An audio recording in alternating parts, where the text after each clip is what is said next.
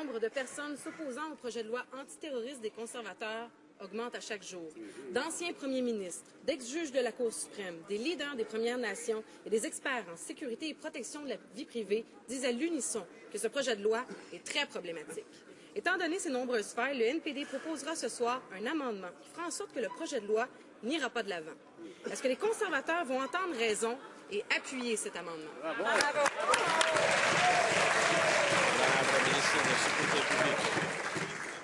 Monsieur le Président, je trouve tout à fait irresponsable à un moment où on fait face à une menace terroriste, d'extrémistes, djihadistes, qui cible le Canada, Monsieur le Président, de vouloir rester assis et de rien faire. Monsieur le Président, aujourd'hui, les membres de cette Chambre vont avoir l'opportunité de se lever pour appuyer la protection du Canada contre le terrorisme en votant en faveur du projet de loi C-51. Un projet de loi équilibré avec 5 mesures, Monsieur le Président, qui vont aller en comité et dont nous pourrons débattre avec des experts, avec les représentants et le revoir article par article.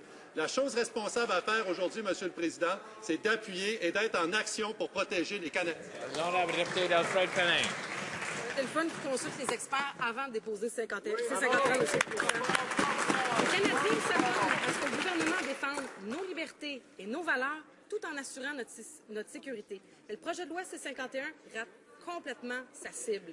Les conservateurs demandent à la GRC de négliger certains aspects de notre sécurité et ils renoncent carrément à mettre en place des méthodes éprouvées pour lutter contre la radicalisation.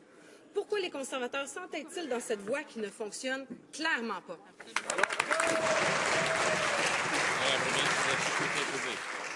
Alors, Monsieur le Président, nous avons un projet de loi équilibré qui a des mesures pour prévenir la radicalisation, notamment en permettant aux agents des services de renseignement de réduire la menace en allant voir les parents d'un enfant, par exemple, qui pourrait sombrer dans la radicalisation. Ou encore, Monsieur le Président, en mettant fin aux sites Web qui font la propagande djihadiste. Ce sont des exemples concrets, Monsieur le Président, qui sont dans le projet de loi C-51, un projet de loi qui est bien accueilli, qui est nécessaire et surtout, Monsieur le Président, un projet de loi pour lequel il est important, parlementaire, que nous amenions en comité afin d'en débattre pleinement.